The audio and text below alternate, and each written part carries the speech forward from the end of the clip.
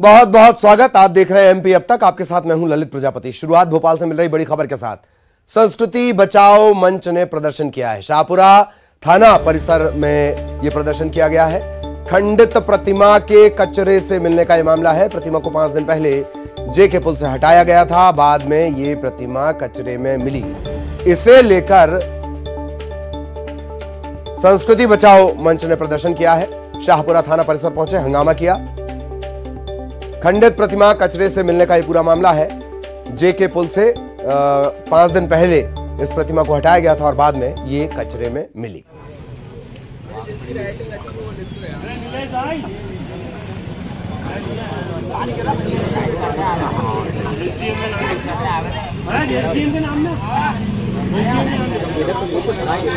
नाराजगी संस्कृति बचाओ मंच ने जाहिर की है और बाकायदा ये शाहपुरा थाने पहुंचे, भोपाल के शाहपुरा थाने, और यहां पर हंगामा किया गया।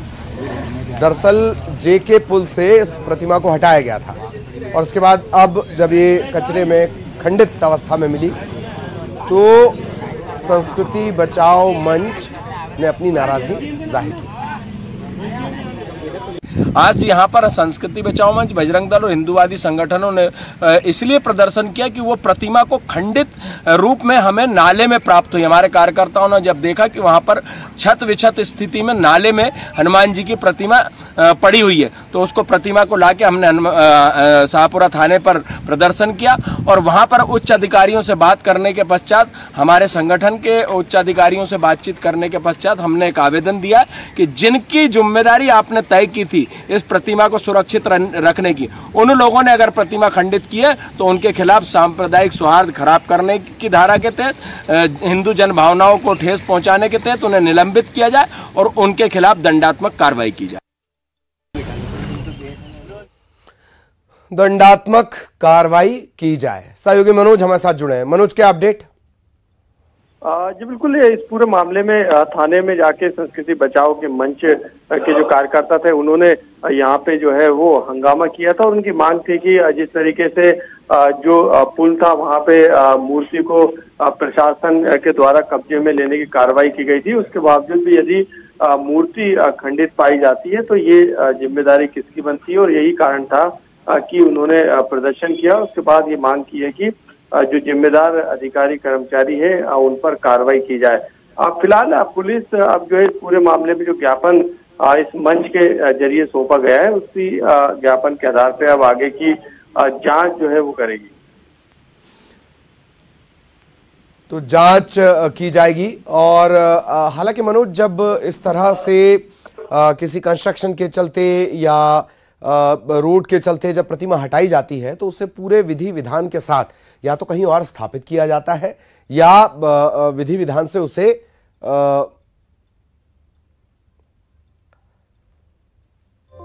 क्या इस मामले में लापरवाही बरती गई मनोज? जी बिल्कुल, क्योंकि अतिक्रमण जो क्षेत्र था, जो पुल था, वहां पे ये आरोप था कि उस जमीन पर मूर्ति को रखा गया था और यही कारण था कि जब ये विवाद हुआ तो उस दौरान जो नगर निगम और प्रशासन की टीम थी उन्होंने तत्काल जो मूर्ति थी उसको अपने कब्जे में लेने का काम किया था। लेकिन क्योंकि जिस तरीके से संस्कृति बचाओ मंच का आरोप है कि ये मूर्ति कचरे में मिली है तो ऐसे में उनका ये आरोप है कि जब प्रशासन के कब्जे में उनके पास जब ये मूर्ति थी तो वो आखिरकार कचरे में कैसे चली गई, नाले के पास कैसे चली गई। तो ये सबसे बड़ा सवाल है। इसी मांग को लेकर थाने के सामने प्रदर्शन किया गया परिसर में और उसके बाद एक ज्ञापन जो है वो थाना पुलिस को दिया गया। पुलिस के अधिकारी इस आवेदन की और ज्ञापन की जांच करेंगे कि आखिरकार मूर्ति को प्रशासन ने कहां पे रखा हुआ था, किस जगह, और ये इस स्थिति में प्रतिमा पहुंची कैसे। बहुत बहुत शुक्रिया मनोज इस तमाम जानकारी के लिए। 2023 के विधानसभा चुनाव को लेकर प्रदेश में जबानी जंग तेज हो गई है। चुनाव में जीत के दावे पर बीजेपी और कांग्रेस दोनों एक दूसरे पर सपने देखने के आरोप लगा रहे हैं। न्यूज 18 के कार्यक्रम राइजिंग मध्य प्रदेश के मंच पर कमलनाथ के बयान को लेकर बीजेपी हमलावर है। मंत्री भूपेंद्र सिंह ने कमलनाथ पर बड़ा हमला किया और उन्हें रिजेक्टेड पीस करार दिया। 2023 में सरकार बनाने के कमलनाथ के दावों को भूपेंद्र सिंह ने सपना बताया। भूपेंद्र सिंह ने निशाना साधते हुए कहा कि कांग्रेस के पास न तो नेता है और न ही नीति। कमलनाथ जी सपने देख रहे हैं तो उसको तो हम लोग नहीं रोक सकते सपने देखने को, पर अब वो एक तरह से उनकी पार्टी को कह लें या उनको कह लें, वो रिजेक्टेड पीस है। राइजिंग के मंच पर ही सीएम शिवराज ने विधानसभा चुनाव में जनता का फिर से विश्वास हासिल करने की बात कही थी। कांग्रेस ने इसे मुंगेरी लाल का हसीन सपना बताया। ये तो मुंगेरी लाल के हसीन सपने 2018 में भी यही संगठन था और ये नारा देते थे अब की बार 200 पार, तो जनता ने तो इनको 177 से 107 पे ला दिया था। मध्य प्रदेश में विधानसभा चुनाव में फिलहाल वक्त है, लेकिन सियासी दल इसकी तैयारी में अभी से जुटे हैं और यही वजह है कि एक दूसरे पर तीखे प्रहार भी कर रहे हैं। इधर सतना में नगर निगम सभापति पद पर बीजेपी ने कब्जा किया है। वहीं बुरहानपुर में सभापति पद पर कांग्रेस उम्मीदवार की जीत हुई, जबकि कटनी में बीजेपी का उम्मीदवार जीता। सतना में शहर की सरकार बन गई। नगर निगम सभापति पद पर बीजेपी की जीत हुई। वहीं 2 नगर परिषद में बीजेपी जबकि 2 में कांग्रेस का कब्जा हुआ। इस चुनाव में नगर निगम सतना, नगर पालिका मैहर के साथ कोटर, कोठी, जैतवारा, उचेहरा, रामनगर, रामपुर बघेलान और चित्रकूट में बीजेपी ने जीत दर्ज की। सतना नगर निगम में स्पीकर के चुनाव में आज भारतीय जनता पार्टी ने प्रचंड बहुमत के साथ विजय दर्ज की है। हमारे स्पीकर के प्रत्याशी राजेश चतुर्वेदी। उधर बुरहानपुर नगर निगम सभापति का भी चुनाव संपन्न हो गया। कांग्रेस की महिला पार्षद अनीता अमर यादव ने महज 1 वोट से जीत दर्ज की। बुरहानपुर में बीजेपी की महापौर ने जीत दर्ज की है, लेकिन सभापति अब कांग्रेस का होगा। वो हत्याया भाजपा ने, तो वो जनादेश कांग्रेस का था और आज पार्षदगणों ने हमारे शहर के ये सिद्ध कर दिया कि बुरहानपुर जो है नगर निगम कांग्रेस की और जनपद का अपने नगर निगम का अध्यक्ष जो हमने बनाया है, ये बुरहानपुर की जनता की जीत है और बुरहानपुर के पार्षदों की जीत है। कटनी नगर निगम में बीजेपी ने अध्यक्ष पद पर कब्जा किया। यहां बीजेपी के मनीष पाठक अध्यक्ष बने हैं।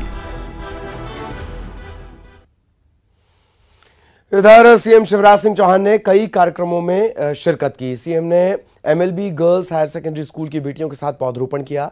इसके अलावा संपूर्ण कायाकल्प अभियान का शुभारंभ किया। वोट क्लब पहुंचे, क्रूज की सवारी की और तिरंगा अभियान को लेकर लोगों को जागरूक किया।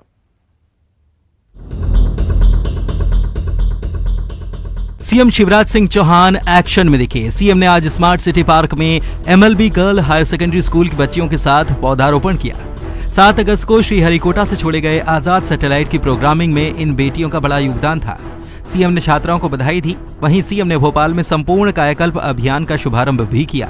अपने संबोधन में मुख्यमंत्री ने कोविड के दौरान डॉक्टर्स के योगदान को याद किया। साथ ही अस्पतालों में बेहतर सुविधाएं मिले, इस लिहाज से कायाकल्प करने की बात भी कही। कायाकल्प करने का जो अभियान हमने हाथ में लिया है उसके बारे में विस्तार से कहा है। इसलिए मैं फिर कहूं कि सीटी स्कैन मशीन से लेके और एक्सरे से, डिजिटल एक्सरे से लेके वो सारी चीजें दोहराने की जरूरत नहीं है, लेकिन हम अस्पतालों के स्वरूप को बदलने का काम कर रहे हैं। कार्यक्रम में हिस्सा लेने के तुरंत बाद सीएम बड़ा तालाब पहुंचे। सीएम ने तिरंगे से सजे क्रूज की सवारी की और पर्यटन विभाग के तिरंगा कार्यक्रम की शुरुआत की। सीएम बोट क्लब से राजा भोज की प्रतिमा तक क्रूज से गए। इस दौरान बोट्स का काफिला भी साथ रहा। घर घर तिरंगा अभियान को लेकर सीएम गंभीर हैं। इस लिहाज से सीएम लोगों से लगातार तिरंगा लगाने की अपील भी कर रहे हैं। 13 अगस्त से 17 अगस्त तक हर घर तिरंगा अभियान चलेगा।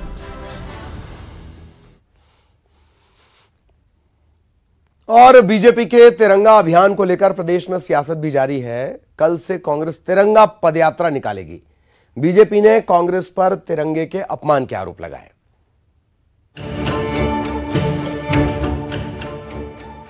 तिरंगा अभियान को लेकर सूबे में बीजेपी और कांग्रेस के बीच जुबानी जंग जारी है। कल से कांग्रेस तिरंगा पदयात्रा निकालेगी।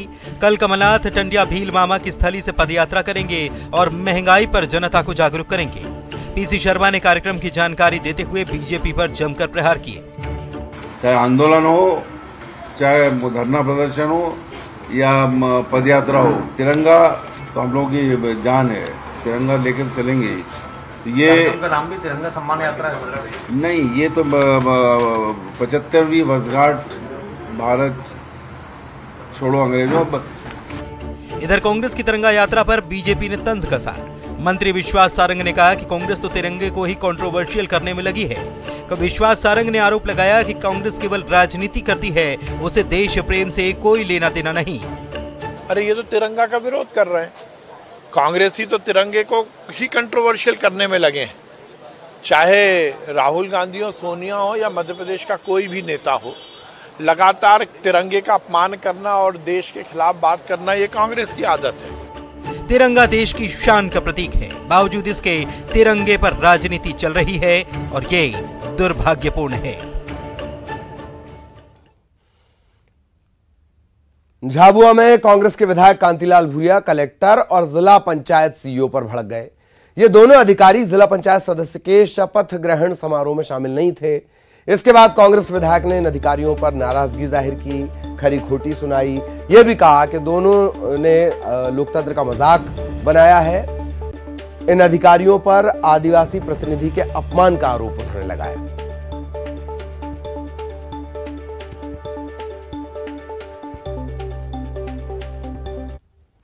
वही मैंने कहा है ना। हाँ। जब जिला सरकार त्रिस्तरीय पंचायती राज वो उसमें ये जिले की मैंने सरकार है, अब उसमें न हमारा सीओ साहब है, न कलेक्टर साहब है और हमारा कार्यपालन यंत्री शपथ दिलवा रहा, तो ये मैंने इस तरह से मजाक बना रखी है, तो ये बहुत ही गलत बात है। और इस बात को हम लोग ऊपर बात करेंगे कि यहाँ पर पंचायत राज में इस तरह से कैसे काम चलेगा। अगर अभी से ये हालत है तो उन सदस्यों की कौन सुनेगा, वहाँ कोई सुनने वाला ही नहीं। तो ऐसी हालत है, इसलिए आज मैंने कहा कि मेरा नाराजगी मेरे व्यक्ति की गलत है। इंदौर में थाना प्रभारी को अपनी ड्यूटी करने पर मंत्री तुलसी सिलावट की नाराजगी झेलनी पड़ी। परदेशीपुरा थाना प्रभारी पंकज द्विवेदी की ब्रिलियंट कन्वेंशन सेंटर में ड्यूटी लगी थी। यहां निगम का पहला परिषद सम्मेलन था। इससे पहले सम्मेलन सभापति का चुनाव किया जाना था। हॉल में सिर्फ पार्षदों को जाने की अनुमति थी। इस दौरान मंत्री तुलसी सिलावट आए। थाना प्रभारी ने मंत्री से कहा कि सिर्फ पार्षदों को जाने की अनुमति है। इस पर मंत्री भड़क गए। गुस्से में पूछा कब से है टीआई। मंत्री आगे गए, फिर वापस लौटे, टीआई का नाम पूछा। थाना प्रभारी अपनी ड्यूटी कर रहे थे, लेकिन इसके लिए थाना प्रभारी को मंत्री ने फटकार लगा दी।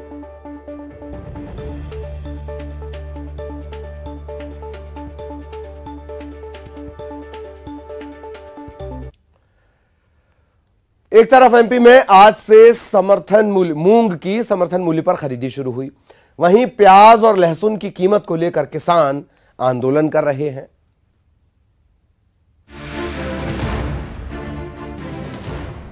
मूंग उत्पादक किसानों को बड़ी राहत मिली है। सरकार ने मूंग की खरीद समर्थन मूल्य पर शुरू कर दी।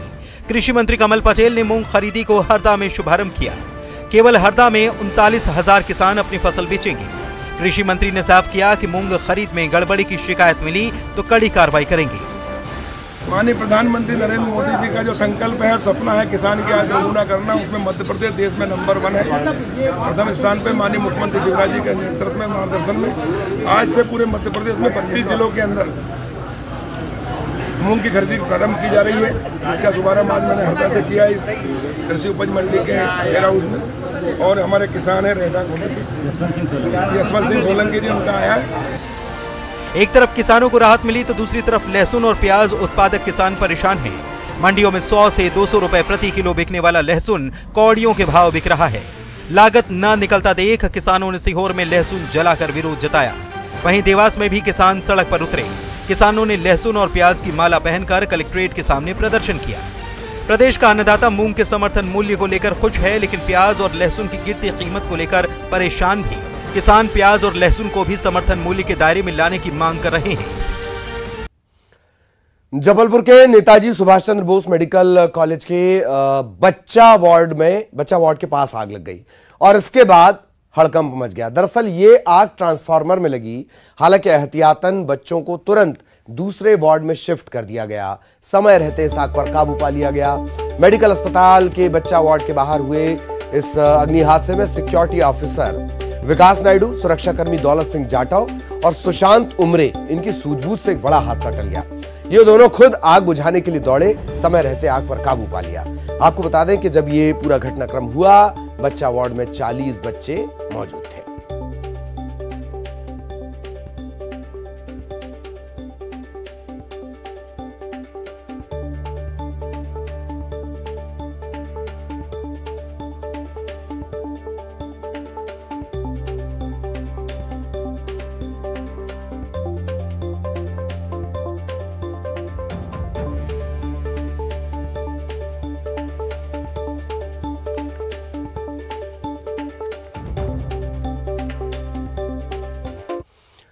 तो नेताजी सुभाष चंद्र बोस ये संभाग का सबसे बड़ा अस्पताल है, वहां इस तरह की लापरवाही सामने आई है।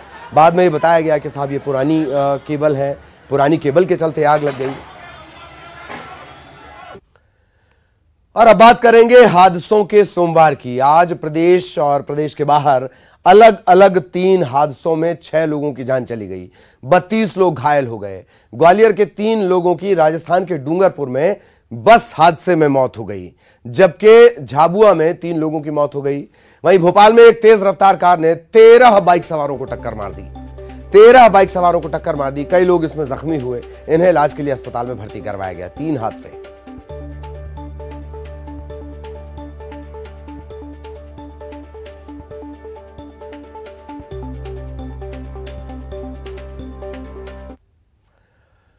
और जेईई मेंस का रिजल्ट घोषित हो गया है। ध्रुव अग्रवाल जी मेंस में मध्य प्रदेश के टॉपर बने हैं। ऑल ओवर इंडिया ध्रुव को रैंक मिली है 75वीं। 300 में से 285 नंबर इन्होंने स्कोर किए हैं। ध्रुव अग्रवाल के अगर परसेंटाइल की बात की जाए तो इनका परसेंटाइल बनता है 99.9963636। देवगुप्ता भोपाल सिटी में इन्हें दूसरी रैंक मिली है। अभिनव कांगिल इन्हें भोपाल सिटी में 3rd रैंक मिली है। सब लोग अपने अपनी टीम को फटाफट डालो, क्योंकि अब जो करने वाले हैं हम हमारा फ्रस्ट्रेशन को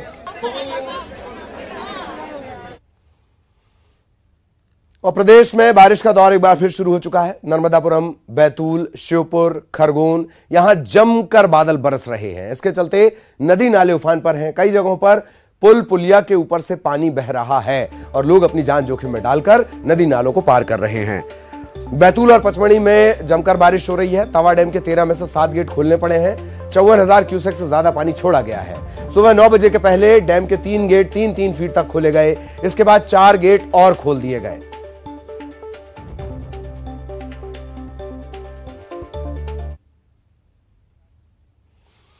खबर बैतूल से ही, जहां उफनती नदी में एक गाड़ी बह गई। लगातार बारिश के चलते मांडू नदी उफनी हुई है और इसमें हालांकि बड़ा हादसा नहीं हुआ। अच्छी बात ये रही, कोई जनहानि नहीं हुई है, लेकिन ये गाड़ी बह गई। गाड़ी में कोई नहीं था। पिकनिक मनाने के लिए महाराष्ट्र के सालबर्डी से लोग आए थे। और इस वक्त भोपाल से बड़ी खबर, जमात मुजाहिदीन बांग्लादेश JBM केस में बड़ी कार्रवाई हुई है। भोपाल से 2 और आतंकियों को गिरफ्तार किया गया है। भारत में जिहादी गतिविधियों का अंजाम देने के आरोप में इन्हें गिरफ्तार किया गया है। नाम इनके बता दें, हमीदुल्लाह उर्फ राजू गाजी, NIA ने इसे गिरफ्तार किया है। दूसरे का नाम है मोहम्मद सादत हुसैन उर्फ अबिदुल्लाह। ये दोनों बांग्लादेश के रहने वाले हैं। JBM के विचारों को फैलाने की साजिश थी। सोशल मीडिया के मार्फत जिहादी मटेरियल परोसने का इन पर आरोप है। आतंकियों के कुछ साथियों की बिहार से कुछ समय पहले गिरफ्तारी हो चुकी है। NIA के सूत्रों के मुताबिक एक विशेष मोबाइल एप्लीकेशन के जरिए ये आतंकी आपस में बातचीत किया करते थे।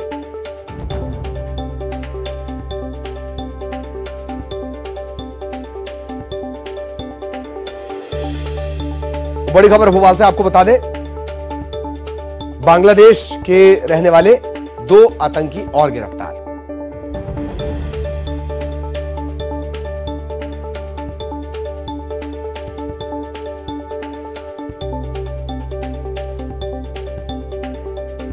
आतंक का JMB मॉड्यूल, जमात मुजाहिदीन बांग्लादेश।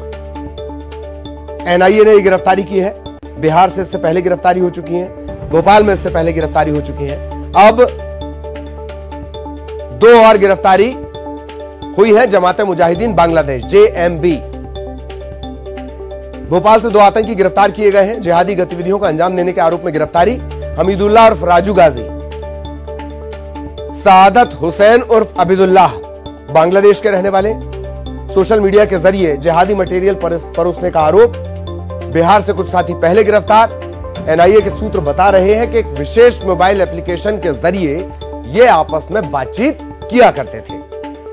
अब इनकी गिरफ्तारी के बाद यह माना जा रहा है कि इस पूरे नेटवर्क को ध्वस्त करने में कामयाबी मिलेगी। ये गिरफ्तारी, दोनों गिरफ्तारी NIA ने की है। बांग्लादेश के ये दोनों आरोपी रहने वाले हैं। सोशल मीडिया के जरिए जिहादी मटेरियल परोसने का आरोप इन पर लगा हुआ है। सहयोगी मनोज हमारे साथ जुड़े हुए हैं, मनोज के पास आपको लिए चलेंगे। मनोज, 2 और गिरफ्तारी, एनआईए ने यह गिरफ्तारी की है। मनोज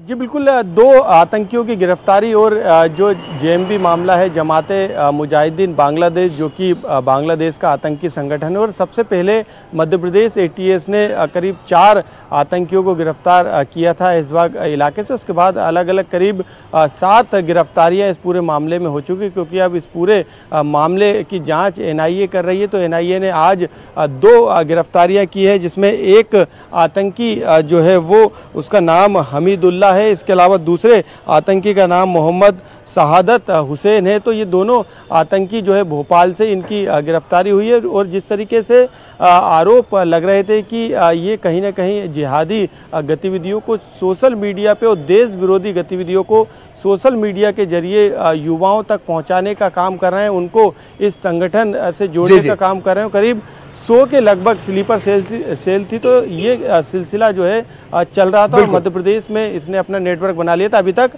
7 और 2 9 गिरफ्तारियां इस पूरे मामले में हो चुकी। ललित।